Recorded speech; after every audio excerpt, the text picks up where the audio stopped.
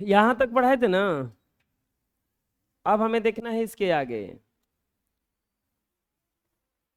एक सम पंचभुज के प्रत्येक भुजा की लंबाई एल सेमी है।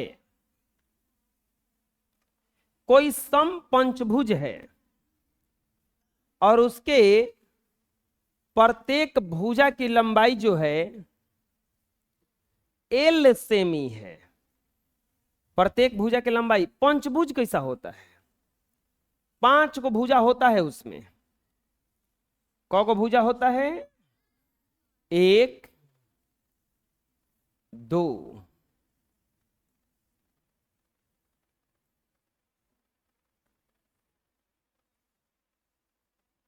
1 2 3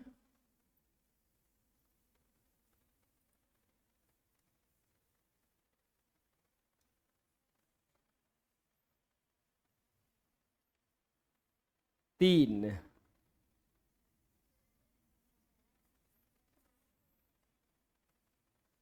4 और ये 5।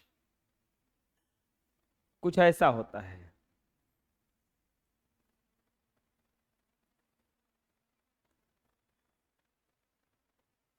देखिए, सम पंचभुज के प्रत्येक भुजा की लंबाई एल है। ये सब भुजवा कितना कितना बड़ा है? L L L. सम पंचभुज के प्रत्येक भुजा की लंबाई एल है। सम पंचभुज के प्रत्येक भुजा की लंबाई एल सेंटीमीटर। इसका परिमाप पूछ रहा है। सम पंचभुज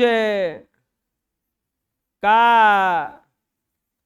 परिमाप, सम पंचभुज का परिमाप बराबर, सम पंचभुज का परिमाप बराबर, तो परिमाप बराबर होता है सूत्र, कौ को भुजा है? 1 2 3 4 5। तो परिमाप बराबर पूछा है, क्या होगा? अब उसकी भुजा की लंबाई कितना दिया है? 8 है। 18।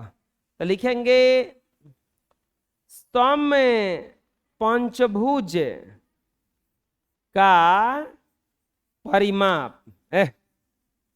तो सम पंचभुज का परिमाप बराबर 5 गुना भुजा, 5 गुना एल, 5 एल सेंटीमीटर। आंसर। अब क्या कह रहा है? कह रहा है कि अब जो पंचभुज का परिमाप है, लंबाई क्या है? 18। अब सम पंचभुज का प्रत्येक भुजा बराबर 18 सेंटीमीटर। अब सम पंचभुज का प्रत्येक भुजा कितना का दिया है? 18 का। तो पूछ रहा है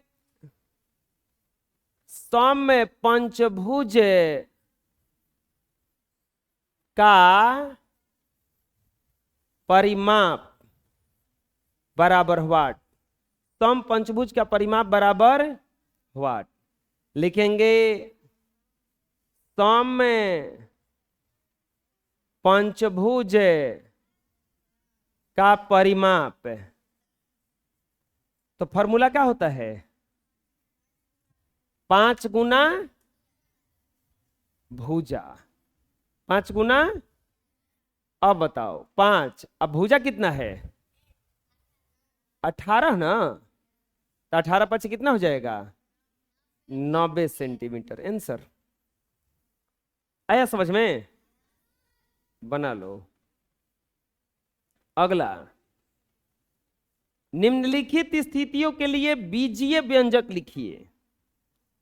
प्रत्येक स्थिति के लिए बीजीय व्यंजक लिखना है। बीजीय व्यंजक मतलब कि कैसे लिखाएगा ये, क्या आपको कह रहा है, एक्स के 7 गुना से 4 कम, इसके लिए हमें कौन बतिया रहे रे, बीजीय व्यंजक लिखना है।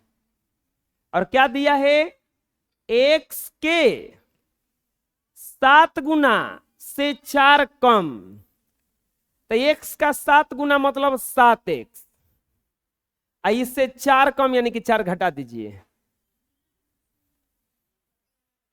आंसर। अरे 7 गुना, एक्स का 7 गुना यानी कि 7x, और उसमें से 4 कम यानी कि 4 घटा देंगे। इसमें क्या कह रहा है, बीजीय व्यंजक। हाँ पूछो, क्या पूछ रहे हो, गुना यहां पे, ठीक है। वो y के 9 गुना को 8 से घटाना। अच्छा किसको घटाना है, 8 में से घटाना है कि 8 को घटाना है, 8 से घटाना है, यानी कि 8 लिखाएगा पहले। किसको घटाना है, y के 9 गुना, तो y का 9 गुना का मतलब 9y।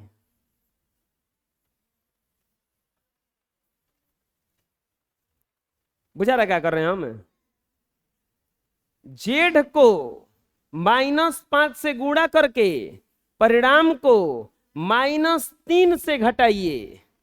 अब इसका बीजीय व्यंजक लिखना है, बीजीय व्यंजक बराबर जेड को -5 से गुणा करके परिणाम को -3 से घटाइए, यानी कि -3 से घटाना है कितना को, जेड को कितना से गुणा करके, -5 से।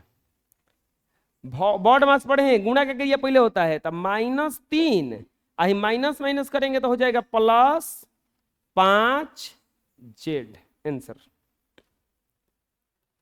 बुझा रहा है कुछ, कैसे कैसे लिख रहे हैं।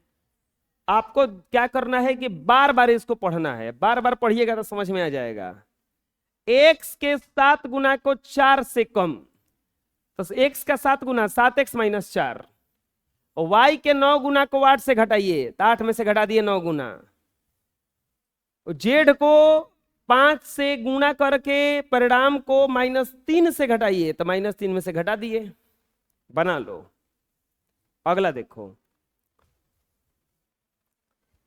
एक्स से 4 घटाकर परिणाम को 7 से भागा दीजिए, तो कैसे लिखाएगा, कोई बता सकता है, बीजीय व्यंजक बराबर एक्स से 4 घटा दीजिए, तो x - 4, और जो आया है उसको कितना से भागा दीजिए, 7 से, भागा दे दिए 7 से।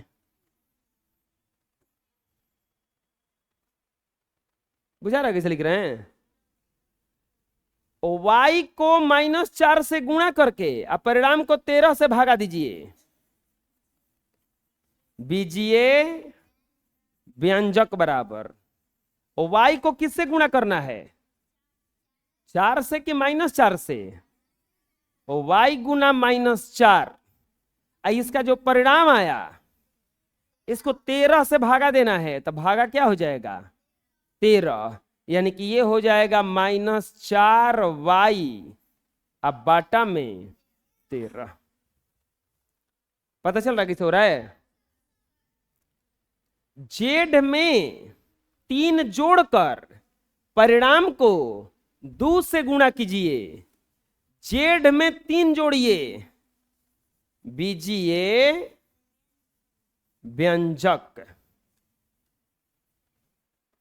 जेड में 3 जोड़िए तो जेड +3 जोड़ा गया, जेड में 3, और जो आया उसमें कितना से गुणा कीजिए, 2 से, यानी कि 2 × जेड +3 बन गया। आ रहा है समझ में कैसे हो रहा है, हैं? बना लो। नेक्स्ट, पढ़ो क्वेश्चन क्या कर रहा है। एक्स के 5 गुने से जेड को घटाइए। एक्स का 5 गुना, बीजीय व्यंजक, बीजीय व्यंजक बराबर एक्स के 5 गुना से। एक्स का 5 गुना कोई बता सकता है कितना होगा? 5x, नहीं तो x गुना 5 मतलब 5x। इसमें से क्या घटाना है तो क्या लिखेंगे?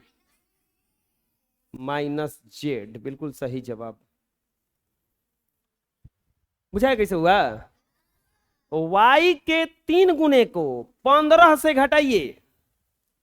y को 3 गुने को, y के 3 गुना बीजीय व्यंजक बराबर y के 3 गुना को 15 से घटाइए।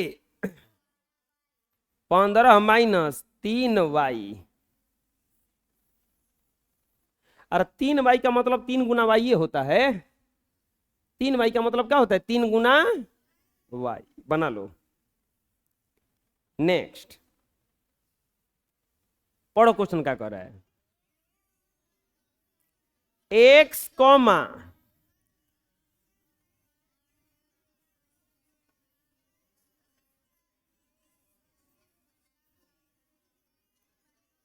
x, 2, 3 का प्रयोग करके भिन्न भिन्न प्रकार के व्यंजक बनाइए। इसका प्रयोग करके हमें अलग अलग टाइप का अपने मन से व्यंजक बनाना है।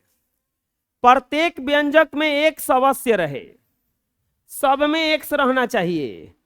केवल 2 संक्रियाओं का प्रयोग करें जिसमें एक संक्रिया अवश्य गुणन का हो।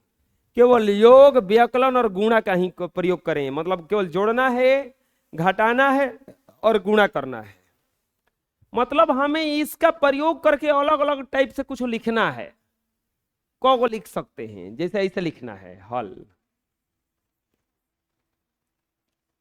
क्या कह रहा है?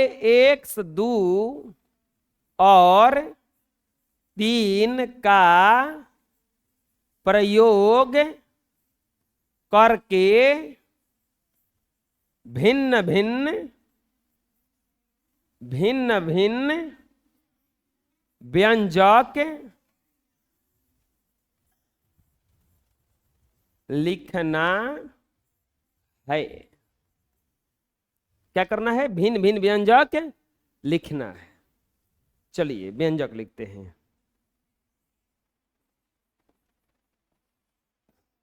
व्यंजक लिखते हैं। किसका प्रयोग करना है? x का 2 और 3 का, बाकी किसी का नहीं। कैसे लिखाएगा? x का 2 और 3 का, बाकी किसी का नहीं। कैसे लिखाएगा? हम एगो लिख सकते हैं का x - 2 बराबर 3। नहीं, व्यंजक लिखना है केवल। तो एगो लिख सकते हैं 2x + 3। तो एगो और का लिखा जाएगा 2x - 3। अगला क्या लिखा जाएगा? 2x, नहीं अब की बार लिखा जाएगा 3x + 2। तो एक और लिखा जाएगा 3x माइनस, अब क्या लिखाएगा?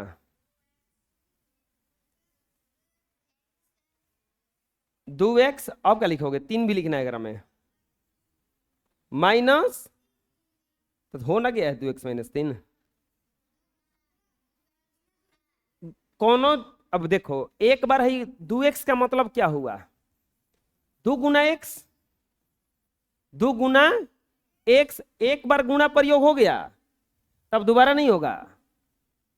क्या कह रहा है कि जिसमें एक संक्रिया अवश्य हो, योग, व्यकलन और गुणा का भी प्रयोग करें। मतलब एक बार दोनों प्रयोग नहीं करेंगे। मतलब एक बार गुणा का प्रयोग कर दिए तो अब नहीं करेंगे। अब बोलो क्या लिखाएगा? अब नहीं लिखाएगा। अब नहीं लिखाएगा, और नहीं तो लिखना भी होगा तो 3 नहीं लिखाएगा, डायरेक्ट ऐसे लिखा जाएगा x - 3। 2 नहीं लिखाया क्रम में, तो एक और लिखा जाएगा। बताओ का x - 2 और लिखा जाएगा। अभी क्या लिखाएगा? कची x+3 और क्या लिखा जाएगा? x+2 अभी और लिखाएगा। बिल्कुल सही, और लिखा जाएगा 2 माइनस, तो एक और लिखा जाएगा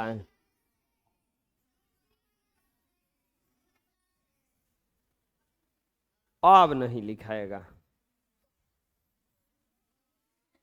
अभी और लिखा जाएगा। क्या लिखा जाएगा? आंसर लिखा ना गया? बना लो। अरे वाह, काजर का क्या बड़ सर है सब। आज दरिदर चहेटने वाला था ना, दरिदर चहेटा है आज। कहाँ चहेट के भगाया? अब मारत मारत आदमी चहेटल ओकरा के ना, एगो कूट लेके ढाए ढाए हाँ ढा ना हैं, चहेट के भगा दिलन बहरी हो रहा ना। आ फिर आके घरे दरिदर जैसन आदमी खालन, दरिदर भगावेलन, आ फिर आके आदमी दरिदर लेकर बर डरेटी खालन, नहा के खालन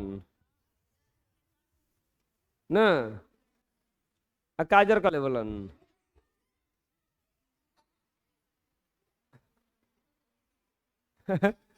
हैं 200 में काजर का क्या आता सब?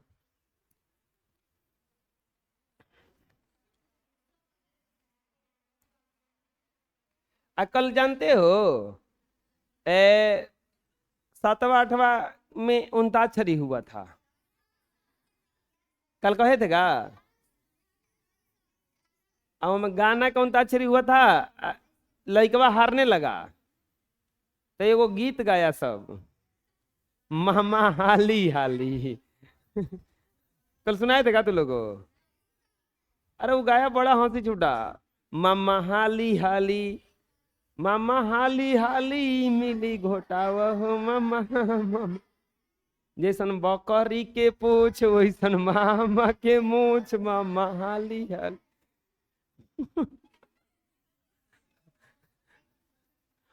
अरे कल लइकवा गा रहा था, हमसे लइकिया गाएगी, लइकवा गाने लगा एगो।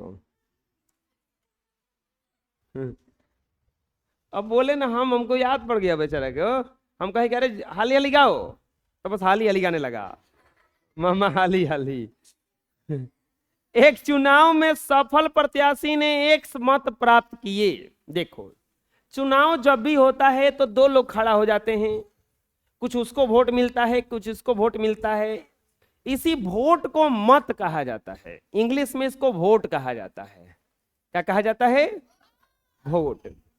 अब ये जो सफल मतलब होता है जीता हुआ, और असफल मतलब हारा हुआ। सफल प्रत्याशी ने 1 मत प्राप्त किया और उसके निकटतम प्रतिद्वंदी को 570 को कम वोट प्राप्त हुआ। निकटतम प्रतिद्वंदी ने चुनाव में कितना मत प्राप्त किया, मतलब क्या है? देखो फल क्या दिया है? सफल प्रत्याशी, सफल प्रत्याशी को प्राप्त मत बराबर 1 से। सफल प्रत्याशी को कितना मत प्राप्त हुआ है, और प्रतिद्वंदी प्रत्याशी को सफल प्रत्याशी से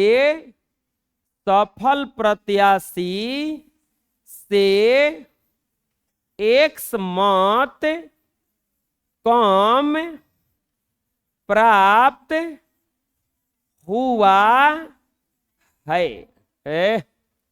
प्रतिद्वंदी प्रत्याशी को सफल प्रत्याशी से 1 मत कम प्राप्त हुआ है, मतलब 1 ओकरा कम वोट पड़ा है। तो पूछ रहा है निकटतम निकटतम, कौन बतिया रहा है रे, प्रतिद्वंदी को चुनाव में प्राप्त मत बराबर व्हाट, कि को वोट प्राप्त हुआ है निकटतम प्रतिद्वंदी को, यही पूछ रहा है। बहुत आसान है बताना। एक बात बताओ, दो लोग थे, एगो को 1 वोट मिला, जो जीता है ओकरा के 1 वोट मिला, और जो हारा है वो 570 वोट से हारल बा। 1 मत 570 गो, 570 ना, 570 मत क्रम। वो जो हारा है, जो हारा है को वोट से हारा है बताओ। एकरा मतलब एकरा से एकरा 570 कम मिला है, यानी कि को मिला है, x माइनस 500, तभी ना हार गया। तो वही तो पूछ रहा है, लिखेंगे निकटतम, निकटतम प्रतिद्वंदी, निकटतम प्रतिद्वंदी को चुनाव में प्राप्त मत बराबर x माइनस 570, x माइनस 570। समझ में आया? कोई दिक्कत है? बना लो। अगला प्रश्न, एक मशीन है, औसतन एक में यहां पर कुछ छूटा है, एक दिन में पी पेंच बनाती है। मार्च महीने में उस मशीन ने कितने पेंच बनाए? पेंच क्या है? कोई कांटी है, एक दिन में पी गो बनाता है। अच्छा एक बात बताओ, आप एक दिन में 12 गो बिस्कुट खाते हो तो 10 दिन में को खा जाओगे? 120 गुणा कर दिए ना, 12 में 10 ले, टोटल 120 को बिस्कुट खा जाओगे। एगो मशीन एक दिन में पी गो पेंच बनाती है, तो मार्च महीना में को गो बनाएगी? तो मार्च महीना में को दिन होता है? 30 दिन की 31 दिन, तो 31 में पी से गुणा कर देंगे ना, पता चल जाएगा। लिखेंगे हॉल, मशीन औसतन एक दिन में, लिखेंगे मशीन द्वारा, मशीन द्वारा एक दिन में बनाया गया पेंच। बैठो, कहीं नहीं जाना, बैठो। लागल काजर का कैल बड़ा पियास लग गई।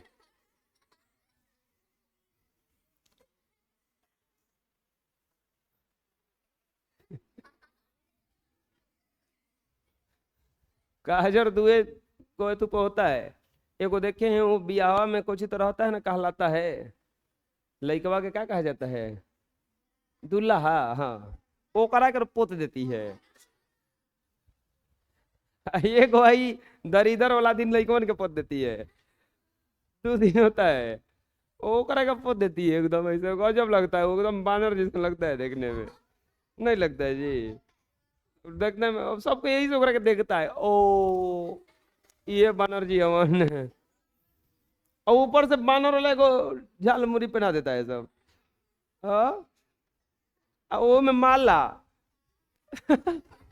अच्छा सिंपल आदमी रहे कितना अच्छा लगेगा, माला और हाथ हवा तो सब बिल्कुल मेहंदी चढ़ावल बा, एकदम वो करके खूब राजा बना जाओ, राजा ने गोबर बन जाता है बेचारा बाद में। एक मशीन एक दिन में बनाया गया पेंच की संख्या कितना हो गया? पेंच की संख्या बराबर पी गो पेंच बनाती है, को गो? तो क्या पूछ रहा है?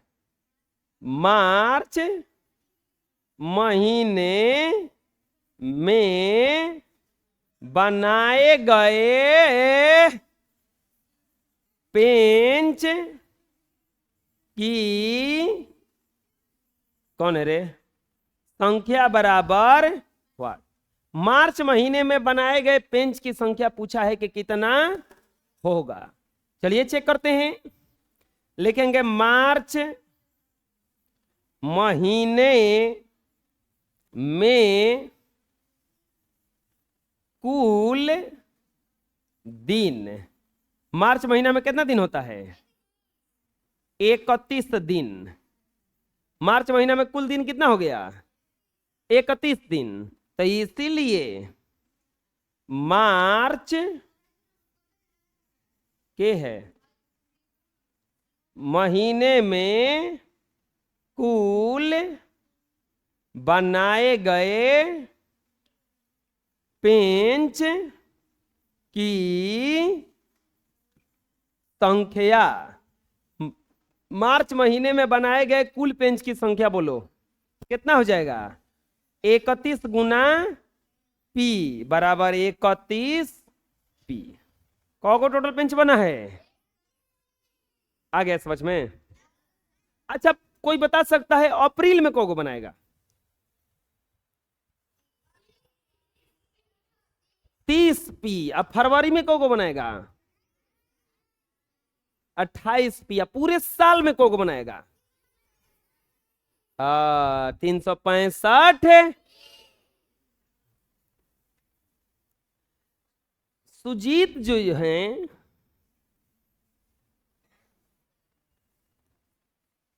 एगो गीतो गाया जाता है दुल्हा पे।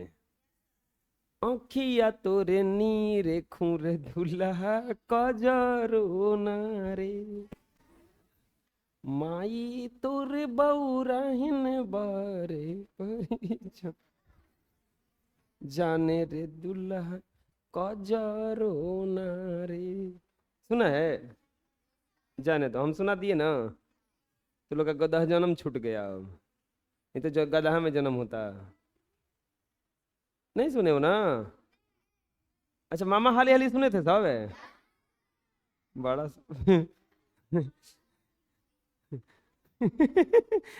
गाओ गाओ तो सब मिल के गाओ।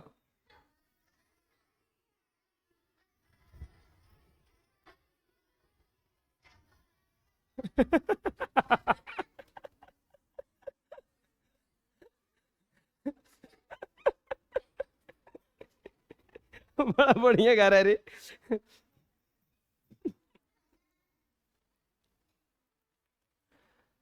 सुजीत के पिता की वर्तमान आयु सुजीत की आयु के दोगुना से 8 वर्ष अधिक है। यदि सुजीत की वर्तमान आयु 1 वर्ष हो तो उसके पिता की वर्तमान आयु बताइए 10 वर्ष बाद सुजीत और उसके पिता की आयु बताइए। देखिए सुजीत जी जो हैं, हाँ